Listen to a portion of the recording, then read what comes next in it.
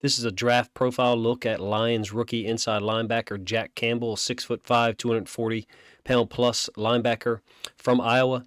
I watched 2 games from 2022.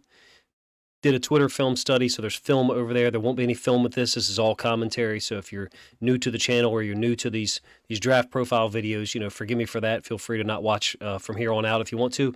But the Twitter videos show the film, talk about it briefly, and then I use the YouTube to encapsulate and summarize, my evaluations and some of the observations that I had. So first of all, I talk about pass drops. He's extremely aware, understands route concepts to a high level. He has a knack for getting in the quarterback window. In my opinion, there has to be great film study and preparation on his behalf and the coaches, because he is consistently in quarterback windows. And again, I watched 2 games. It was Ohio State and Michigan from 2022. I thought those were the best 2 teams that Iowa played.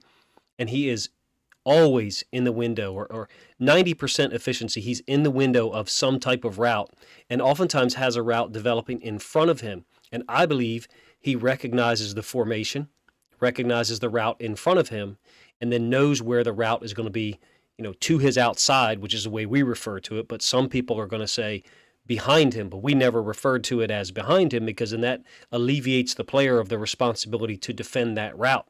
But in any case, he has amazing awareness, if you ask me, in his zone pass drops.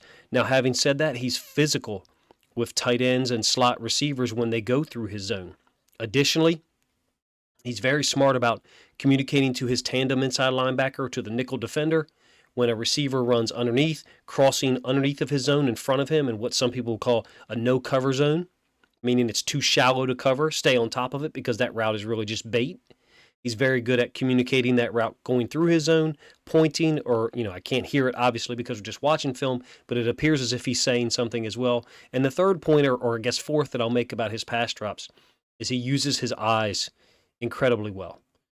We call it ping pong eyes. Some people call it sneak a peek. It just basically means you're getting in your pass drop, you're looking out there to your outside, and you're seeing what route is developing from your outside in, whether it's 2-1 or 3-2 or whatever. Plays with great leverage, extremely intelligent player.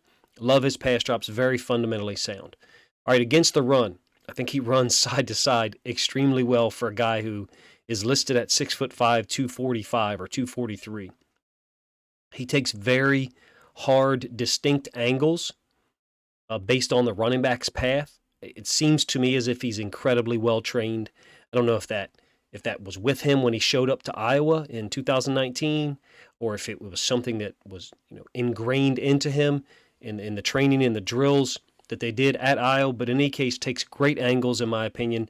Very rarely do you see him take a poor angle. In fact, I think I saw maybe one, but that was because he had a blocker in his path.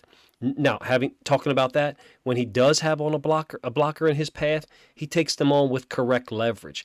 I would say he's got good block destruction skills. I would say they're not great, but sometimes he's dealing with O-linemen. Sometimes he's dealing with a tight end.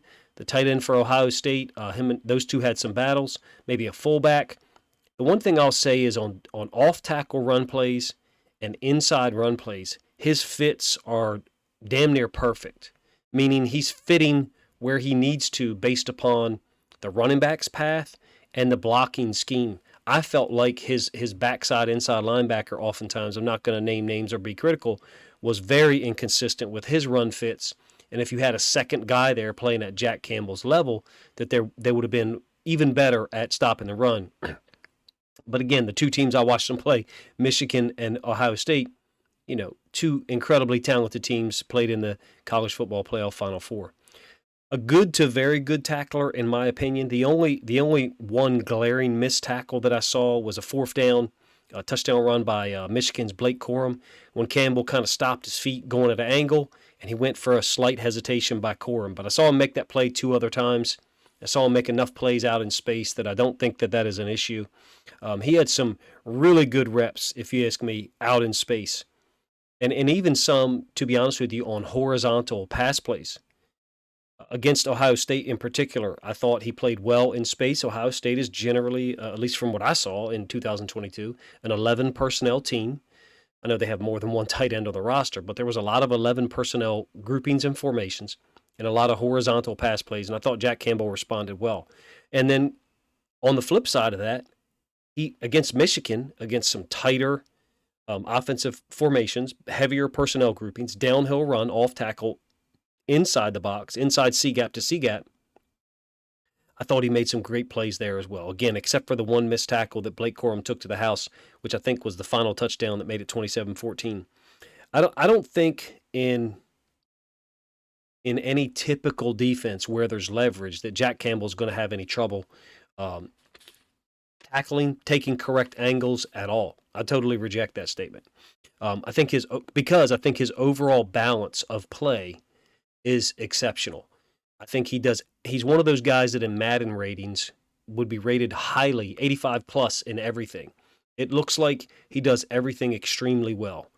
Pre-snap awareness, during the play he adjusts well, not just taking great angles, but also understanding where his help is.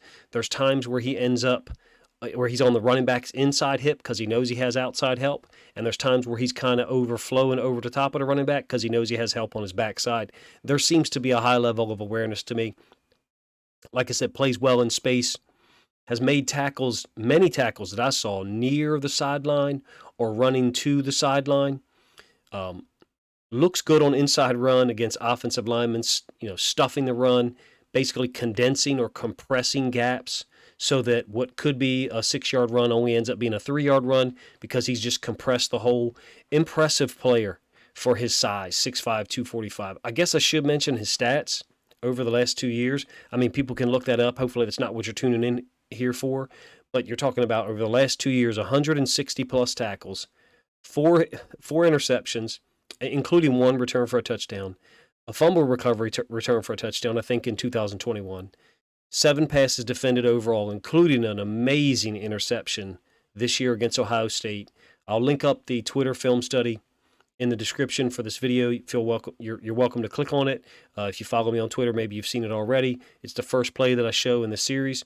I really only focused on those 2 games, Ohio State and Michigan, because of the dramatic difference in offensive philosophies. I was like, all right, well, I can see Michigan in a lot of like heavier personnel groups, running the football, some pistol run concepts, maybe some option plays, and then Ohio State in a lot of 11 personnel spread stuff that's going to be similar to what you'd see in like the Big 12 or in some NFL cases. I guess the big question is that maybe if you're a Lions fan, maybe you stuck around long enough here, is this: should the Lions have drafted him at 18? Well, now that I've had a little bit of time to think about it, yeah, why not? What were they going to draft? I mean, I never believed that they were going to draft an outside linebacker or a D-end edge rusher.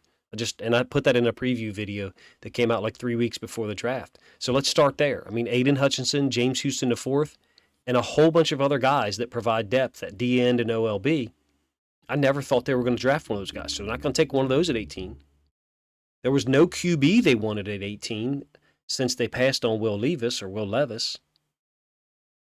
as a guy that I guess, they could have developed while finding out the answer to the 2 really big questions, I think, for the Lions moving forward, which is, number one, will Ben Johnson be around as the offense coordinator after 2023?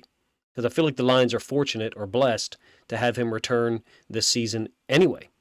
And then the second question, or I guess 1B, related to question 1, is Ben Johnson going to be able to recreate or repeat the super efficient play of Jared Goff again this year? The Lions weren't taking a receiver at 18. They apparently liked their group, and I do also. But there was some thought that maybe they'd go after a receiver because of the Jameson Williams situation.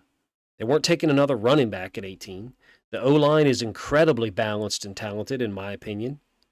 Although I believe there's 2 expiring contracts in the next 2 years at the interior offensive line. I think 1 expiring contract after 2023 and 1 after 2024, but I might have that wrong there. So, who are they going to draft? Who are they going to take at 18? The fact of the matter is, regardless of what we each think of inside linebacker, it really doesn't matter. The Lions front office felt like they had to address inside linebacker, so they did it. How can you argue with what happened thereafter? I mean, if this is the player they wanted, How can you argue with the following 3 picks? Because I think it just supports what they did with Jahmyr Gibbs and Jack Campbell. At 34, they drafted Sam Laporta, Campbell's teammate at Iowa, the tight end. Super talented. At 45, an unbelievable pick. It could be the steal of the draft. Even as soon as after 1 year, this could be the steal of the draft by taking Alabama safety Brian Branch. Incredibly gifted coverage guy, versatile in what he's able to do defensively, an amazing tackler. I think like a 96 or 97 or 98% tackling rate, something insane. At 68, they got Hendon Hooker from Tennessee.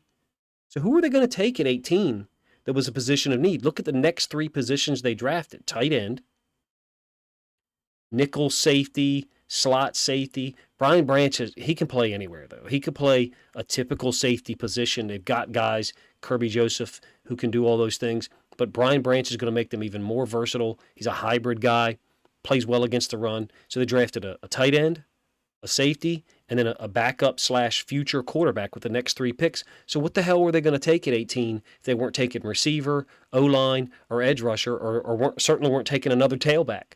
What's another position they could have taken? I guess corner, maybe? At 18, they feel comfortable with their corners.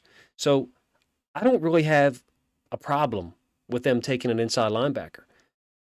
I mean, I guess it depends on your or our own premium position beliefs, but I don't even really believe in that crap, to be honest with you. I love their first 2 picks, Jahmyr Gibbs and Jack Campbell, but as crazy as this sounds, I almost like their next 3 picks better. And I just wonder if who they took with their first 2 picks really set the stage for the positions they were able to address at 34, 45, and 68. Hopefully I said that in a way that makes sense. I guess time will tell. You know, I really enjoyed and appreciated the reaction of their front office to, I believe, the Campbell pick, where they celebrated and one guy even like jumped up and I think, threw his hand up in the air.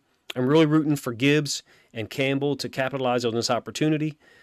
Because I think the Lions are going to win a lot of games, and if the front office's vision for those 2 comes true, I really do think the Lions are going to win a lot of football games this year. I know their schedule should be a little bit more difficult than 2022. Anyway, let me know what you think of the Jack Campbell selection, what you think of my commentary on it. Again, I apologize for not showing any film here, but I don't put college film on my YouTube channel.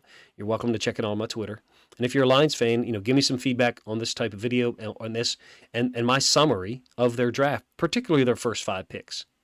Because I think the Lions did a great job of addressing certain positions, building depth, and also bringing in guys who can start immediately in Jahmyr Gibbs, Jack Campbell, Brian Branch. And Sam Laporta is going to have an impact as well in some multiple tight end groupings. In any case, let me know what you guys think of the video. What you think of my commentary. And then if you think other Lions fans might enjoy this content or this commentary, please consider sharing a link to it on social media to help this video get more reach.